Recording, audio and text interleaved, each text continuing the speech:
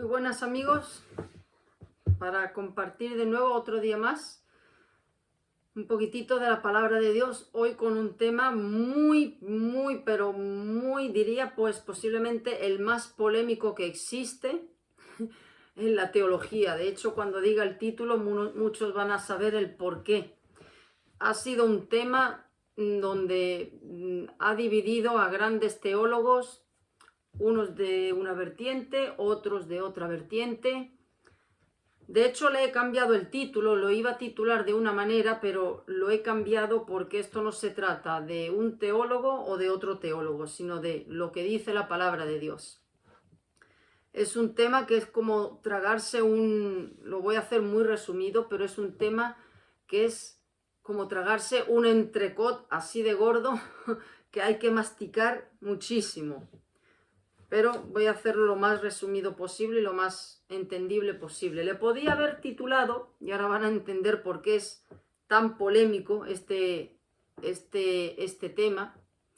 Ha sido motivo de debate a lo largo de siglos en la Iglesia, de divisiones, de enfrentamientos, absurdamente, porque nadie se salva por tener una vertiente o tener otra vertiente. De hecho, ahora diré el nombre de este hermano, pero tenía otro hermano que era de la vertiente contraria y en el lecho de muerte él, quien quiso que estuviese a su lado, era este hermano que pensaba de manera opuesta. No es un motivo en absoluto para llamar al otro hermano que no piensa así hereje, ni mucho menos. Y el cielo está lleno tanto de los que tienen una vertiente como de los que tienen otra vertiente. Bueno, el tema es, lo he cambiado y lo he puesto así. ¿Por quiénes murió Cristo? Ya saben el por qué, ¿no? Este tema. ¿Murió por todos o murió solo por algunos? De hecho, lo podía haber llamado calvinismo o arminianismo, pues ninguno de los dos, porque no es ni lo que diga Juan Calvino, que fue muy buen teólogo, ni lo que dijo Jacobo Arminiano, que fue otro teólogo también, sino qué es lo que dice la palabra de Dios. Bueno, vamos a partir, en primer lugar, cuando Dios crea a Adán y Eva, que los crea en el huerto del Edén, Dios no programa robots, no programa, los creó a imagen y a semejanza suya, pero como bien he dicho, no puso en ellos un dispositivo para amarlo sin posibilidad de elección. Es decir, en otras palabras, los creó con libre albedrío, los creó perfectos y con esa capacidad para decidir de obedecer a Dios o rebelarse contra Dios. Existía en ese momento el libre albedrío para obedecer a Dios. En ese momento en concreto sí existía. Bueno, todos sabemos lo que pasó, que decidieron pues no obedecer a Dios, se rebelaron contra Dios y en ese momento pues entró el pecado. ¿Cuáles fueron esas consecuencias? Bueno, como todos sabemos, el ser humano entró la muerte física, pero lo más importante de todo es que entró la muerte espiritual. Sus espíritus quedaron tan muertos como pudo estar Lázaro antes de ser resucitado. El ser humano quedó completamente muerto espiritualmente, como un cadáver, sin capacidad, sin vida, muerto espiritualmente. De hecho, la palabra de Dios dice, estabais, antes de conocer a Cristo, muertos en delitos y pecados. Muy bien, entonces, todos quedamos completamente condenados, absolutamente toda la raza humana quedó destinada al infierno. Dios dice que por cuanto todos hemos pecado, estamos destituidos de la gloria de Dios. Romanos 3:23. No podemos entrar al cielo. Lo justo Lo justo, si Dios hubiese sido, digamos, milimétricamente justo y no hubiese decidido mandar a Cristo, aunque eso ya él tenía planeado, pero voy a hablarlo en estos términos, era lo justo, y menos mal que Dios no aplicó la justicia de esa manera, es que todos hubiésemos ido al infierno. Eso sería lo justo. O sea, que aquellos que dicen Dios no es justo, menos mal que Dios no es justo en ese sentido. En ese sentido. De no haber aplicado la justicia de esa manera, aunque la aplicó en Cristo para los que han sido salvos. Pero eso hubiese sido lo normal, lo lógico, lo coherente. Todos quedamos manchados de pecado, consecuencia, el infierno, el lago de fuego. Eso sería lo justo. Bueno, partiendo de la base de que el ser humano quedó muerto completamente, su espíritu quedó como un cadáver. Ahora entra el debate teológico. Un cadáver, para que pueda ser resucitado, el único que se ha resucitado a sí mismo ha sido Dios, pero incluso hubo profetas que resucitaron a muertos. Para que un muerto resucite se necesita un agente externo, se necesita un agente, una fuerza ajena al muerto. Un muerto no puede ni siquiera decir ayúdenme, necesito ayuda, o ni siquiera decir resucítenme, ni siquiera levantar la mano. No puede, está sin vida, está inerte. Eso es lo que significa la muerte espiritual, sin capacidad para decidir.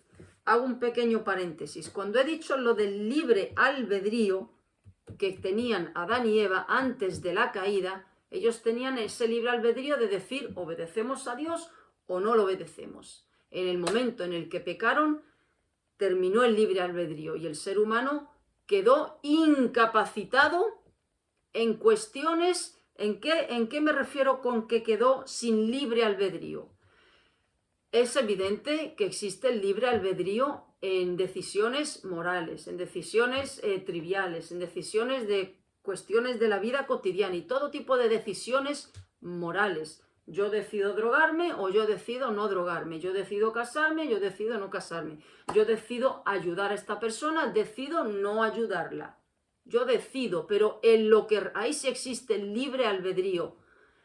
Pero en la cuestión espiritual, concretamente en el tema de la salvación, el ser humano quedó sin libre albedrío, sin la capacidad de buscar a Dios.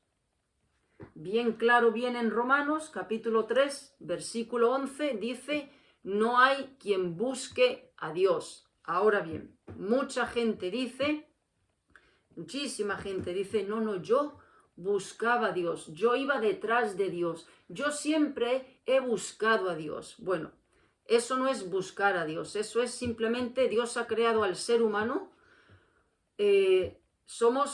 Nos componemos de tres partes: cuerpo, alma, que son las emociones, y el espíritu. El espíritu quedó muerto en delitos y pecados, pero existe en el ser humano ese deseo de buscar lo que trasciende lo material, esa parte inmaterial, porque somos espíritu. Aunque quedó incapacitada para buscar a Dios en temas espirituales, en el tema de la salvación, sí existe en el ser humano esa parte eterna, esa parte inmaterial. Entonces, por eso dice la gente, yo buscaba a Dios. Bueno, en la India también buscan a Dios, se podría decir.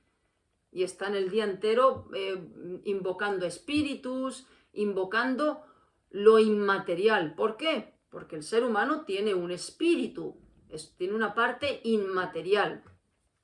Pero eso no significa que esté buscando a Dios en el aspecto de la salvación. Entonces, nadie busca a Dios para salvación. Nadie. Ahora, lo que el ser humano hace es experimentar con el más allá, porque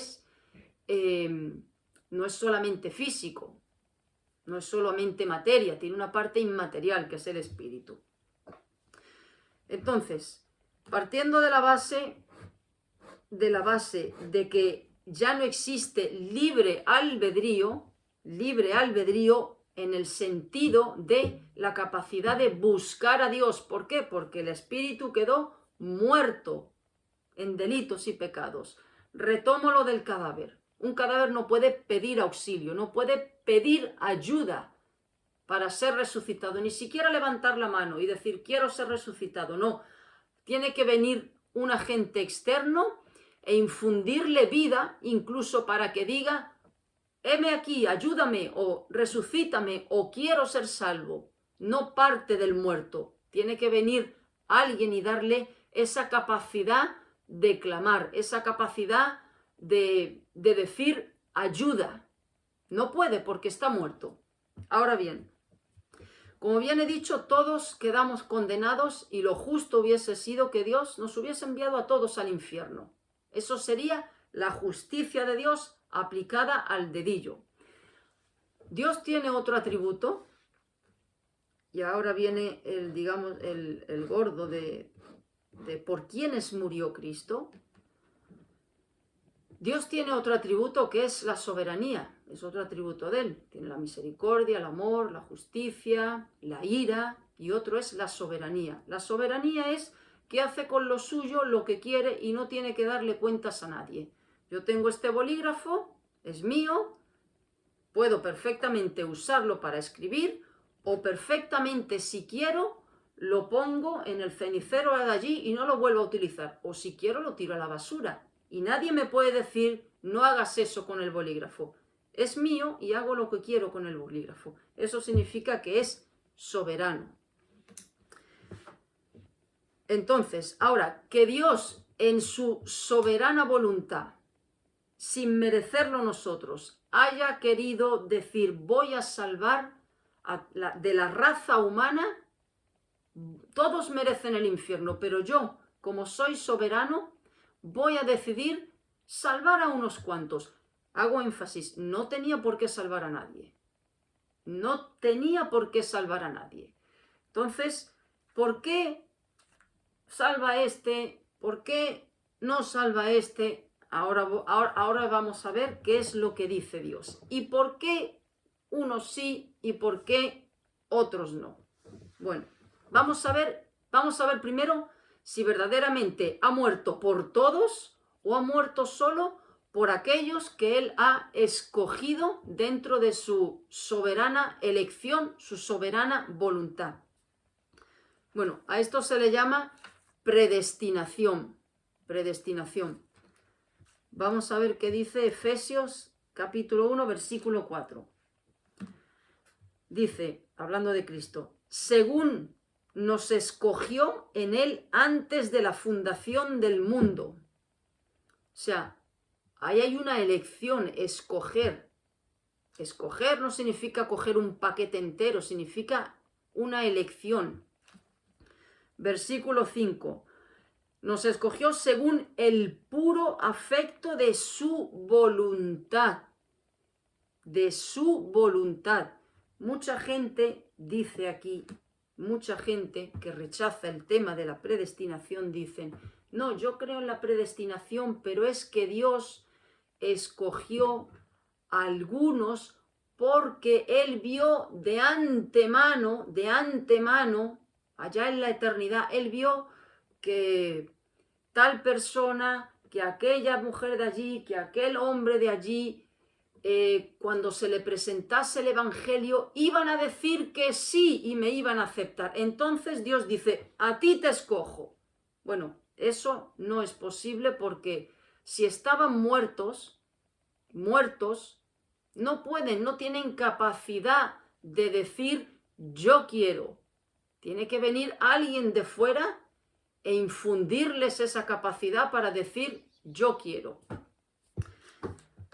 Entonces es simplemente el puro afecto de la voluntad de Dios, la exclusiva decisión de Dios, no es en base a nada, no es en base a que uno haya tenido más fe o en base a que aquel iba a responder de una manera más receptiva. No, porque están todos muertos y los muertos no tienen capacidad de reaccionar. Tiene que ser alguien de fuera que les haga, que les sople y le dé vida, o les levante la mano para que digan yo quiero.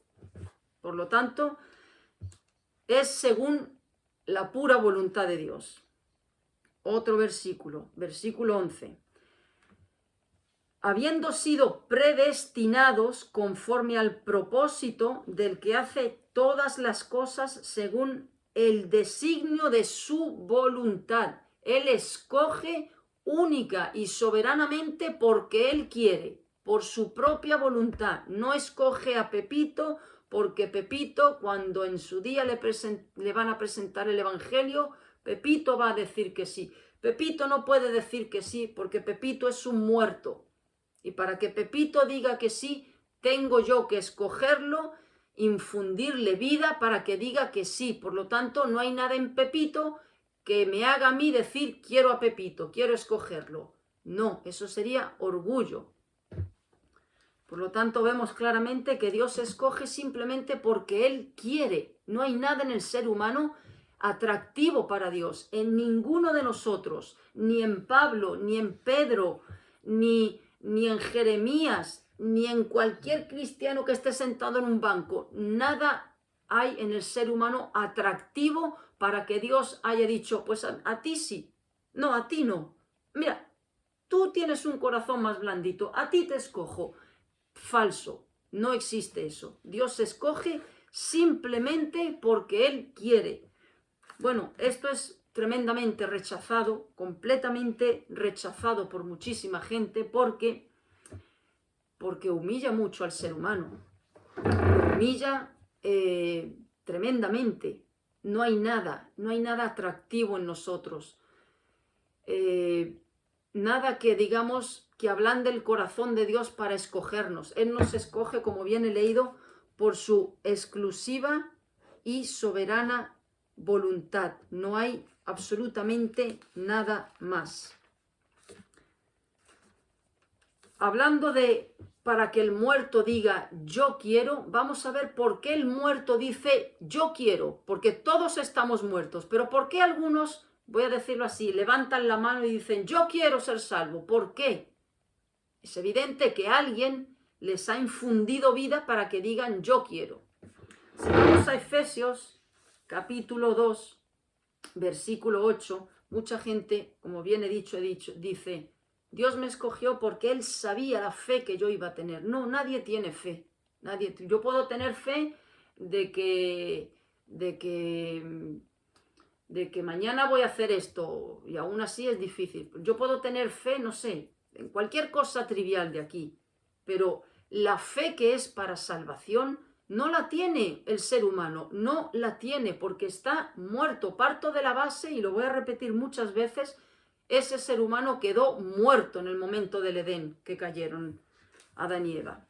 ¿De quién viene la fe? ¿De dónde viene la fe? ¿Del ser humano? No, el ser humano no tiene fe. La fe la regala Dios al que decide darle vida. Efesios capítulo 2, versículo 8 dice, porque por gracia sois salvos, por medio de la fe. Y ahora dice, y esto es la fe, y esto no de vosotros, no es de vosotros la fe, pues es un don de Dios, es un regalo de Dios. La gracia es un regalo, la fe es un regalo, todo es un regalo de Dios al muerto que Él quiere resucitar. Por lo tanto, tenemos cero participación en la salvación, cero. Vamos a ver ahora, esto es, ¿quién le da vida al muerto? ¿Quién le da vida al muerto? Es evidente que se la da Dios al muerto espiritual. Ahora bien, ¿por quiénes ha muerto Cristo? ¿Le da vida a todo el mundo o se la da a unos pocos? Porque todos quedamos condenados. Vamos a ver si verdaderamente la salvación es absolutamente para todos o solamente para unos cuantos. Vuelvo a repetir, lo normal es que todos estuviésemos en el infierno. Eso sería la justicia de Dios aplicada al ojo por ojo y diente por diente. Ahora bien, no todos están en el infierno, es evidente. Vamos a ver Juan capítulo 17, versículo 2. Y estos versículos que voy a leer verdaderamente, el capítulo se titula Jesús ora por sus discípulos antes de ser arrestado. Esta oración que hizo Jesús es una oración no inclusiva, completamente exclusiva, no incluye a todo el mundo. Jesús no oró por todo el mundo, Jesús no oró por toda la raza humana. Aquí se ve claramente que no pide por todos, pide por unos cuantos. Vamos a ver, Juan capítulo 17, versículo 2. Él está orando al Padre. Como le has dado potestad sobre toda carne, para que dé vida eterna a todos los que le diste, a todos los que le diste, no le ha dado a todos. Versículo 6. Jesús diciéndole al Padre, he manifestado tu nombre a los hombres que del mundo me diste, el mundo, me has dado a algunos hombres, no todos, tuyos eran y me los diste. Versículo 9. Ahora este es demoledor. Yo ruego por ellos. Dice, no ruego por el mundo. Jesús no está orando por la humanidad entera en este capítulo. Dice, no ruego por el mundo, sino por los que me diste, porque tuyos son. Señores, este versículo yo diría que es el más claro de todos. Lo vuelvo a repetir, no ruego por el mundo. Jesús le está pidiendo al Padre, está orando y le está diciendo que yo no oro por el mundo, yo ruego por los que tú me has dado. El Padre es el que elige, el Hijo es el que salva y el Espíritu Santo es el que sella. Pero Jesús no ora por todos. Jesús no, aquí no estaba incluido Judas, aquí no estaba incluido Pilatos, aquí no estaba incluido Nerón, aquí no estaba incluido el ateo de la esquina, aquí no estaba incluido la mamá que era católica y confiaba en santos, aquí no está incluido el brujo de la esquina, no. Aquí está incluido solamente aquellos que han sido predestinados. Otro versículo, en este mismo capítulo, versículo 11. Y ya no estoy en el mundo, mas estos están en el mundo, refiriéndose a los escogidos. Mas estos están en el mundo, y yo voy a ti, Padre Santo, a los que me has dado, no le ha dado a todos, a los que me has dado, guárdalos en tu nombre, para que sean uno así como nosotros. A los que me has dado. Cuando estaba con ellos en el mundo, yo los guardaba en tu nombre. A los que me diste, yo los guardé. A los que me diste, no le ha dado a todos. A los que me diste, yo los guardé. Y ninguno de ellos se perdió. Y ahora dice, sino el hijo de perdición, para que la escritura se cumpliese. El hijo de perdición es Judas. Es evidente que no todos estaban incluidos en esta oración. Es una oración completamente excluyente. Ahora, si nos vamos a Marcos, capítulo 4, versículos 11 y 12, ¿por qué hablaba Jesús? Siempre hablaba por parábolas. Y las parábolas, pues, no todas eran fáciles de entender, eran difíciles, muchas, que si no había explicación, si Jesús no las explicaba, pues no se entendían muchas de ellas, eran francamente difíciles.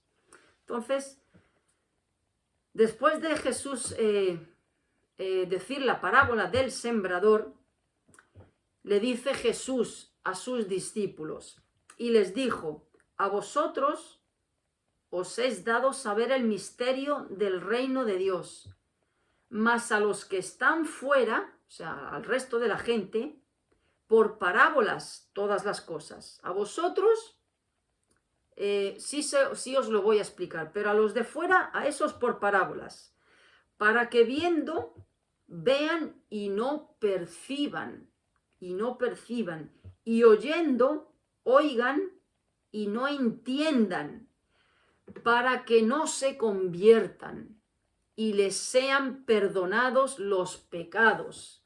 Vuelvo a repetir, para que no se conviertan, o sea, para que no vengan a salvación y les sean perdonados los pecados. Sé que esto suena verdaderamente chocante y el ser humano lo rechaza, pero parto del atributo de Dios. Lo normal es que estuviésemos todos en el infierno.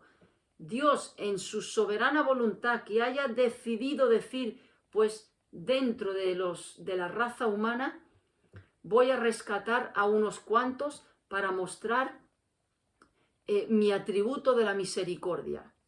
Es evidente, bien claro viene, que es que no todos han sido escogidos. Unos son escogidos y otros son dejados. Muchos son los llamados y pocos los escogidos, ese versículo tan famoso. Ahora bien, partiendo del atributo de la soberanía de Dios, ¿por qué Dios escoge a unos y a otros no? Hemos visto bien claro que hay una selección dentro de la raza humana, y no es en base a ningún mérito, ni aquel es más atractivo y aquel me va a responder que sí, no, porque está toda la raza humana muerta como un cadáver putrefacto, así está la raza humana. Y Dios escoge, como bien hemos leído en Efesios, por su soberana voluntad, por decisión de su voluntad. Ahora bien, este capítulo de Romanos, capítulo 9, versículos del 11 al 23, es, digamos, yo creo que es el capítulo de toda la Biblia que más humilla la soberbia y el orgullo humano. Podría decir que esta porción que voy a leer de aquí. Vamos a ver el atributo de la soberanía de Dios aquí en todo su esplendor, sin darle cuentas al ser humano de por qué hace esto y por qué no hace lo otro. Versículos del 11 al 23. Hablando de Jacob y Esaú, que nacieron al mismo tiempo.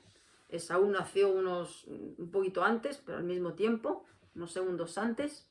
Dice Dios, hablando de Jacob y Esaú, que eran los hijos de Isaac, dice, pues no habían aún nacido, ni habían hecho aún ni bien ni mal, para que el propósito de Dios conforme a la elección permaneciese, no por las obras, sino por el que llama.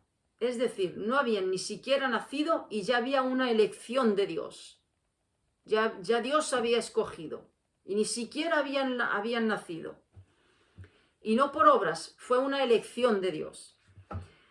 Se le dijo, el mayor servirá al menor, como está escrito, dice Dios, a Jacob amé, mas a Esaú aborrecí. Eso lo dice Dios. A Jacob lo amo y a Esaú decido apartarlo. El sentido de aborrecer es no lo quiero, a este lo desecho y a Jacob lo escojo. ¿Qué pues diremos? ¿Que hay injusticia en Dios? ¿Quién puede pensar que Dios es injusto? ¿Acaso no es eso? Yo tengo este lápiz y si quiero ahora mismo lo parto por la mitad. Es mío, hago con lo mío lo que quiero. Pues lo mismo Dios. ¿Qué pues diremos? ¿Que hay injusticia en Dios? Cuestionar esta decisión de Dios es poner la justicia de Dios en entredicho. El que dice, pues eso no es justo. Una cosa es que no quepa en nuestra cabeza humana finita, torpe y pecadora, y otra cosa es que Dios simplemente no podemos entender la mente de Dios y es infinito. Pero cuestionar que Dios no es justo, por qué a ti sí y por qué a ti no, es cuestionar la justicia de Dios, lo cual es un pecado. ¿Qué pues diremos? ¿Que hay injusticia en Dios? En ninguna manera. Pues a Moisés le dice, tendré misericordia del que yo tenga misericordia y me compadeceré del que yo me compadezca. Así que no depende del que quiere ni del que corre, sino de Dios que tiene misericordia. Cuando le dice, pues a Moisés dice, tendré misericordia del que yo tenga misericordia y me compadeceré del que yo me compadezca. Ahora voy a hablar de Faraón, pero va relacionado con eso. Pero dice, no depende del que quiere, o sea, aquellos que dicen, no, Dios me escogió porque Él sabía que yo iba a querer. No, bien lo dice aquí, no depende del que quiere. Nadie quiere, ¿por qué? Porque estamos muertos, otra vez lo mismo, estamos muertos. Ni del que se afana, sino de Dios, depende de la misericordia de Dios. La salvación es un acto de la misericordia de Dios. Porque la Escritura dice a Faraón, para esto mismo te he levantado. Dios permitió la existencia de Faraón para esto que voy a leer. Para mostrar en ti mi poder y para que mi nombre sea anunciado por toda la tierra. Bueno, ¿qué pasó con Faraón? Bueno, pues Faraón le envió Dios 10 plagas que devastó Egipto y decía, venga, dejo marchar al pueblo judío, os dejo ir, iros ya, fuera. Y el corazón de Faraón volvía a endurecerse. Otra plaga, iros ya, me arrepiento. Volvía a endurecerse, otra plaga. Y así sucesivamente con 10 plagas, no 2 ni 3, 10 devastadoras plagas. Pero su corazón se endurecía, se endurecía, se endurecía, se endurecía. Decía que sí y otra vez lo mismo, y otra vez lo mismo. Bueno, pues Dios lo endureció. Fue Dios mismo el que endureció el corazón de Faraón. ¿Por qué? ¿Por qué lo endureció? Lo dice aquí, para mostrar en ti mi poder. Para Dios mostrar todas esas maravillas que hizo en Egipto, todos esos juicios contra todos esos dioses que tenían en Egipto. Dios tuvo que endurecer el corazón de Faraón. Es Dios el que endurece el corazón. Versículo 18. De manera que de quien quiere, tiene misericordia. Y al que quiere endurecer, endurece. Dios tiene misericordia del que quiere tener misericordia. Y del que no quiere tener misericordia, no la tiene. Y es justo si no la tiene, porque es que lo que merece es el infierno. O sea, del que no tiene misericordia no tiene ningún derecho a decirle a Dios, oye, tú eres injusto, porque a este le has dicho que sí, pero a mí no. Dios le dice, no, yo te estoy dando a ti lo que a ti te corresponde. Lo que a ti te corresponde es el infierno. Ahora, que yo, en mi atributo de soberano, porque Dios es soberano, yo decida tener misericordia con este, eso no es asunto tuyo. No te entremetas en mis asuntos. Yo soy libre de hacer conmigo lo que quiera. Yo te estoy dando a ti la justicia. Yo estoy siendo justo contigo. No te quejes. Y lo justo es que tú vayas al infierno. Ahora, ¿tú me vas a cuestionar a mí porque yo decida tener misericordia con lo mío? O sea que nadie puede argumentar ante Dios. Sigo leyendo. Pero me dirás, ahora lo que acabo de explicar, ¿por qué pues inculpa? O sea, ¿y Dios entonces por qué me juzga? ¿Por qué me manda al infierno, en otras palabras? Porque ¿quién ha resistido a su voluntad? O sea, si Dios ya lo tiene así decidido, pues nada, pues esta es la decisión de Dios. Bueno, hago un paréntesis aquí. Todo el que está en el infierno está por sus pecados. No hay nadie en el infierno levantándole el puño a Dios y diciéndole, tú no me escogiste, es tu culpa de que esté aquí. No hay ni un alma en el infierno diciendo eso.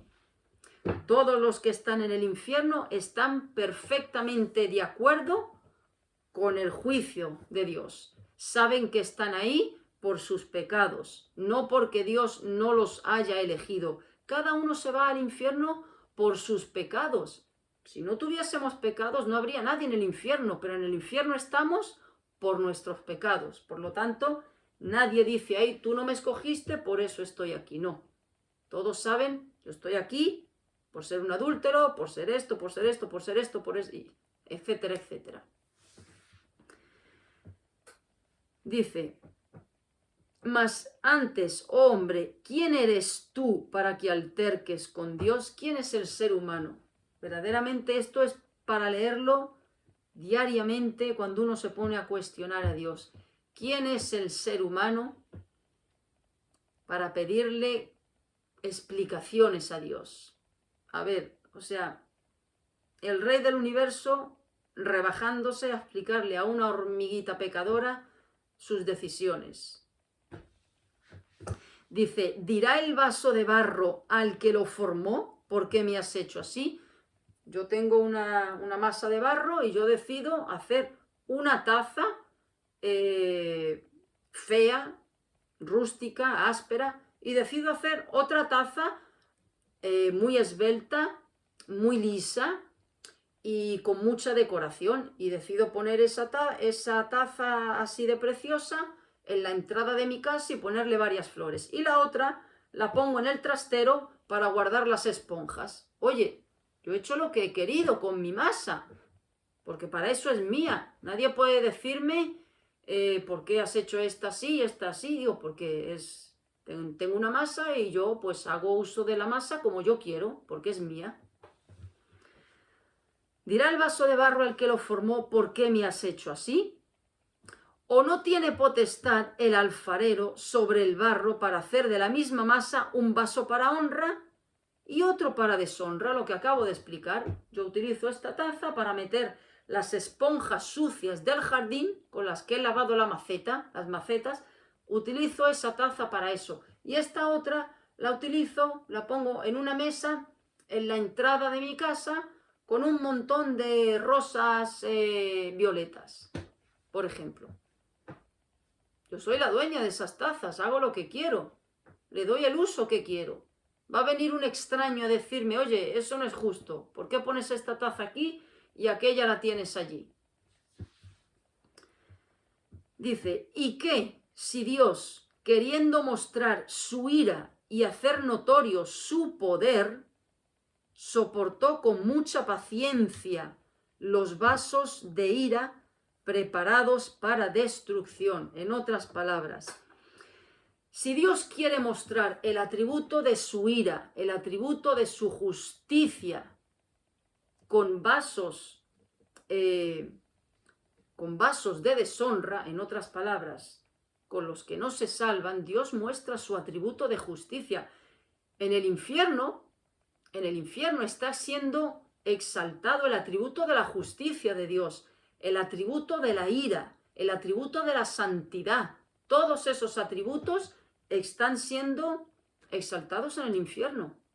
Se están haciendo patentes. Son atributos de Dios.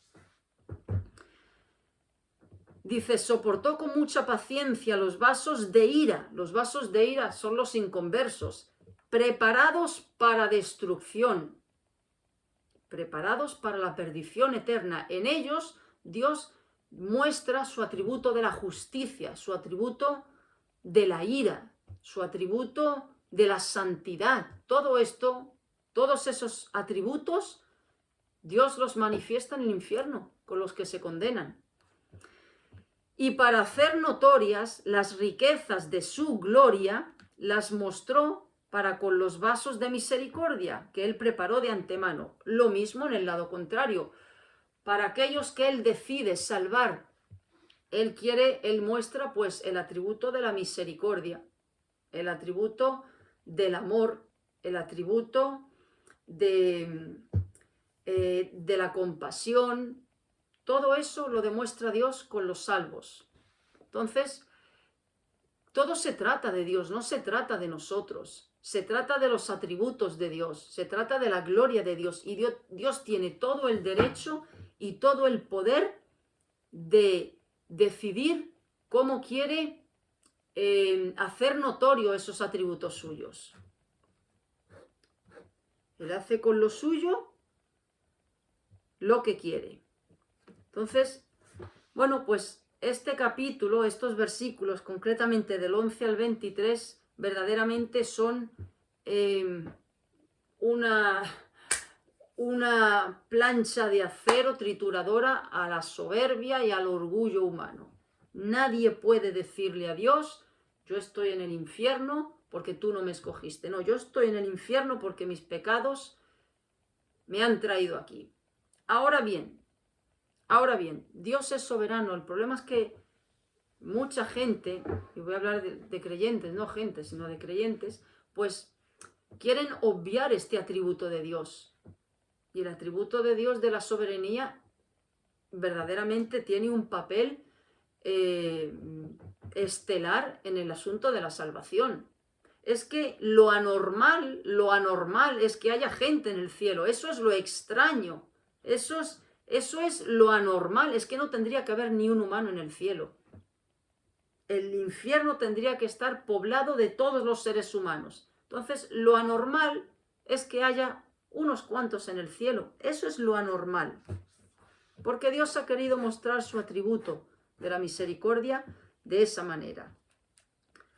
Ahora bien, vamos a ver el lado opuesto de aquellos que dicen, no, Cristo murió por toda la humanidad, solo que unos dicen, yo quiero ser salvo, y otros lo rechazan. Bueno, como viene expuesto en todo esto, el ser humano ya no tiene libre albedrío en la cuestión de la salvación, de decirle sí a Dios. ¿Por qué? Porque está muerto.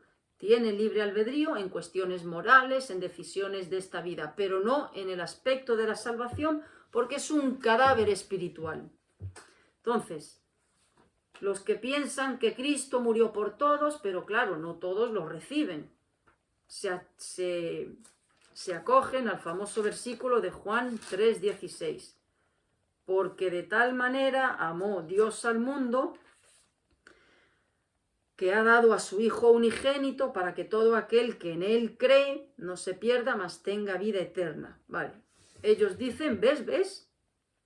Amó Dios al mundo, ¿ves? Al mundo, a todo el mundo. Bueno, el mundo se entiende. A ver, ¿Dios qué salva? Dios salva a un chino, Dios salva a un pakistaní, Dios salva a un aborigen de Australia, Dios salva a uno de Alaska, Dios salva a un americano, Dios salva a un argentino, etcétera, etcétera, etcétera. Eso es el mundo. Eso quiere decir que Dios salva de todo linaje, de toda lengua, de toda nación, de toda cultura, de toda índole, de todo extracto social. Eso se refiere, de todo el mundo. No que salve, no que la salvación, no que Él haya muerto para todo el mundo. No. Como viene explicado en todo esto, hasta lo que llevo hasta ahora, Él ha muerto únicamente solo por los que Él ha escogido. Invito a que todos lean esa oración de Juan, capítulo 17. Es una oración excluyente. Ahí no está metido el mundo, ahí están metidos los escogidos nada más. Pues bueno, pues dicen, ¿ves? Dios amó al mundo entero, murió por el mundo. No, es evidente que hay creyentes de todas las partes del mundo, pero eso no significa que haya muerto por el mundo entero. Y dice, para que todo aquel que en Él cree no se pierda, mas tenga vida eterna. Pero como hemos leído, ¿quién es el que hace creer a un cadáver? Dios tiene que hacer soplar vida para que ese cadáver diga, ayúdame, quiero ser salvo. Dios tiene que dar la fe. Lo hemos leído en Efesios capítulo 2, versículo 8. Por gracia sois salvos, por medio de la fe. Y esto no es de vosotros. ¿El qué? La fe. Es un don de Dios para que nadie se gloríe. Entonces, por eso creen, porque Dios regala la fe. Dios regala, Dios escoge, Dios regala el arrepentimiento, Dios regala la fe, Dios da el entendimiento, Dios limpia, Dios purifica el pecado y Dios pone el Espíritu Santo. O sea, Dios lo hace todo. El ser humano es un cero a la izquierda en la cuestión de la salvación. Entonces, todos aquellos que dicen, no, yo acepté al Señor. Bueno, empleamos un vocabulario incorrecto. Es que nadie ha aceptado al Señor. Deberíamos de decir, Dios hizo que yo lo aceptase. Eso sería lo correcto. Bueno, entonces también los que dicen, bueno, ves, el ser humano tiene capacidad para decirle sí a Dios o no a Dios, porque siguen leyendo el versículo 18, dice, el que en él cree no es condenado, pero el que no cree ya ha sido condenado, porque no ha creído en el nombre del unigénito del Hijo de Dios. Y dicen, ves, es que no todo el mundo recibe a Cristo. Bueno, es que el que no recibe a Cristo es porque Dios no lo ha elegido para salvación. Por eso dice que no, como Faraón. Como Faraón. Hay otro versículo que achacan también los que dicen que Cristo murió por todo el mundo, que está en Primera de Timoteo, capítulo 2, versículo 4. Este también lo cogen mucho y dicen, el cual quiere que todos, o sea, hablando de Cristo, el cual quiere que todos los hombres, Dios quiere que todos los hombres sean salvos y vengan al conocimiento de la verdad. Es evidente, uno lo lee así y dicen, ¿ves? Si es que Dios quiere salvar a todos, Dios quiere que todos sean salvos, pero no todos son salvos porque muchos le dicen que no, de hecho la gran mayoría. La gran mayoría de la humanidad le dice que no a Dios, evidentemente. Y dicen, ves, es el ser humano el que lo rechaza. Bueno, el deseo de Dios, ese es el deseo de Dios, pero no podemos quedarnos solo con ese deseo, tenemos que coger todo lo que he hablado de la soberanía de Dios. Dios hubiera querido que el ser humano evidentemente no hubiese caído en pecado. Que todo ser humano, pues, como antes de la caída, hubiese amado a Dios por pura decisión, ese hubiese sido el deseo de Dios. Pero sabemos que no pasó así, que el ser humano cayó y quedó muerto. Pero el problema es que el hombre no quiere venir a Dios. No quiere porque está muerto. No quiere ni puede. Es lo mismo, no querer, no puede. Está muerto. Ahora, el deseo de Dios es que el ser humano, pues todo ser humano estuviese en el cielo. Ahora bien, yo no voy a traspasar una barrera de hasta donde da la mente finita de decir, bueno, esto es una contradicción con lo otro, porque aquí dice que sí quiere, pero por otro lado dice que no se salvan porque no los escogen. Bueno, yo no tengo la mente de Dios para descifrar absolutamente este engranaje, pero sí es bien cierto que el ser humano quedó muerto en delitos y pecados sin la capacidad de Dios para escogerlo para salvación. Ahora bien, Dios es un Dios bueno. Dios es bueno y es amor. Y Él no quiere que el ser humano se pierda. Es cierto, aquí lo dice, quiere que todos sean salvos. Pero Dios es justo y Dios es soberano. Y que Él haya decidido en su bondad salvar a algunos, por eso no tenemos que cuestionar a Dios. No tenemos que decir, es injusto, porque uno sí y otro no. ¿Qué pasa? ¿Que yo soy menos que el otro? No. Es que lo normal, como he empezado, es que todos estuviésemos en el infierno. Lo que Dios hubiese querido es que ningún ser humano acabase en el infierno. Todos salvos, todos en el cielo. Pero ese es porque Dios es amor. Pero no podemos quedarnos con el Dios es amor nada más. Dios es ira y Dios es justo y la justicia de Dios se tiene que aplicar. Tanto es así que se aplica que la tuvo que descargar sobre Cristo. Él no podía haber dicho, bueno, escojo a unos cuantos y los llevo para arriba. No, vale, los escojo, pero soy justo y tengo que castigar el pecado. Y envía a Cristo. Dios no puede pasar el atributo suyo de la justicia. Venga, me lo paso por alto. No. Entonces, bueno, este tema es el tema de la soberanía de Dios, verdaderamente, de la elección incondicional. Incondicional es que no hay condiciones para la elección.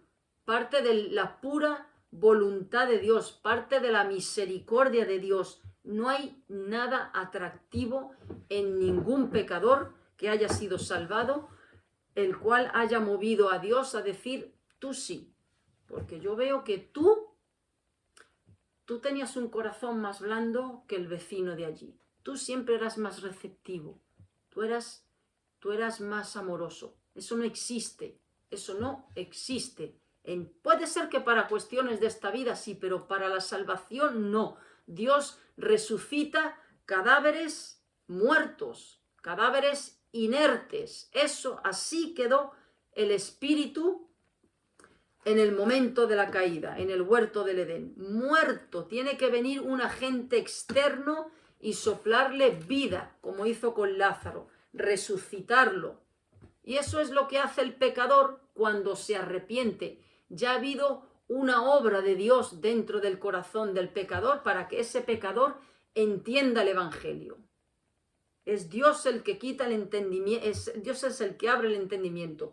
Ya Dios ha obrado para que ese corazón sienta la culpa del pecado. Ya Dios ha obrado para que vea que merece el infierno. Ya Dios ha obrado para que pueda arrepentirse. Ya Dios ha obrado y le ha dado la fe para salvación. Todo eso lo hace Dios. Nada de eso parte del ser humano. Nada de eso parte del ser humano. Por eso toda la gloria le pertenece a Dios. No le pertenece ni un gramo al ser humano.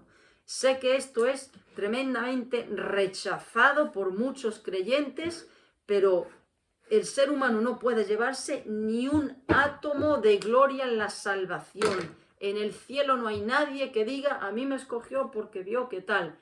Nada, nada, nada. Dios lo dice bien claro, que Él no comparte su gloria con nadie. Ahí en el cielo los que están, los poquitos que están, porque en el infierno hay una infinidad mucho mayor de almas, están gratis. No han aportado nada para la salvación, absolutamente nada. Dios jamás ha escogido a nadie porque vio que era más receptivo o que tenía más fe o que lo buscaba más. Eran muertos y los muertos no caminan, no hablan, no gritan, no piden ayuda a los muertos. Entonces, ¿libre albedrío? Sí, yo creo en el libre albedrío, pero creo en el libre albedrío con respecto a decisiones morales. Yo decido esta noche tomarme unas gambas o decido irme en ayunas a la cama.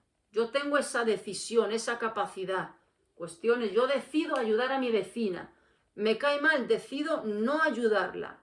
Ahora bien, en cuestión, en el apartado exclusivo de la salvación, no hay libre albedrío, porque el espíritu es como si te vas al cementerio y empiezas a gritar a las tumbas, levantaros, levantaros. No se va a levantar nadie. Puedes dormir plácidamente en un cementerio porque ahí están todos muertos. Pues así estamos si Dios no acciona en nuestro corazón el mecanismo para la salvación. Bueno, esto era lo que defendía Juan Calvino.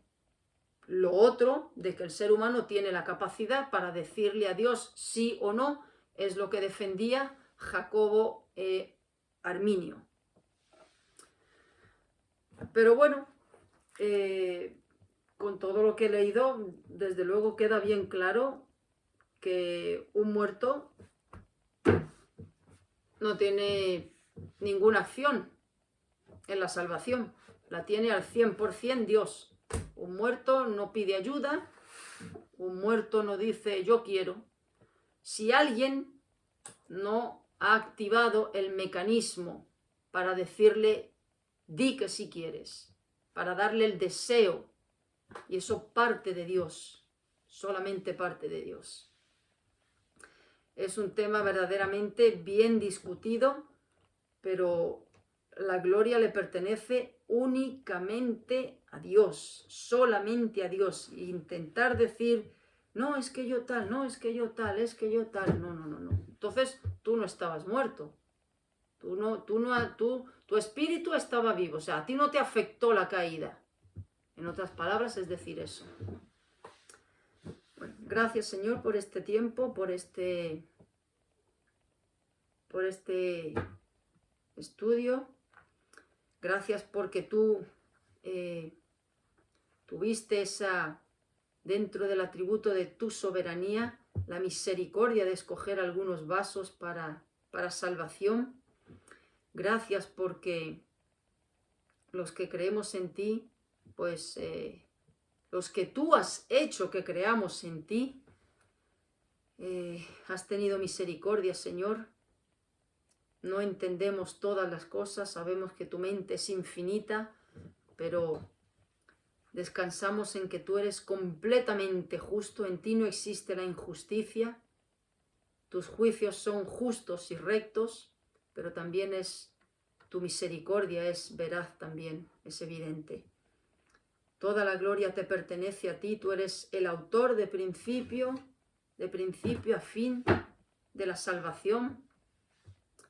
Nadie lleva delante de ti ni un gramito de gloria. El arrepentimiento, la fe, la convicción de pecado, todo eso, Señor, lo regalas tú gratis a un muerto. Tú das vida al muerto.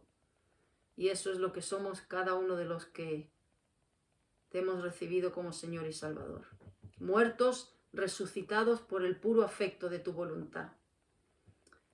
Toda la gloria sea tuya, Señor, y te clamo misericordia por aquellos que todavía no te conocen, no han rendido sus corazones a ti. Activa tú, Señor, si está en tu soberana voluntad, ese mecanismo para que puedan llegar a salvación. En el nombre de Jesús. Amén. Bueno, amigos, a ver qué piensan de este tema. Es bien polémico, es bien discutido, pero desde luego que en el cielo hay arminianos y calvinistas.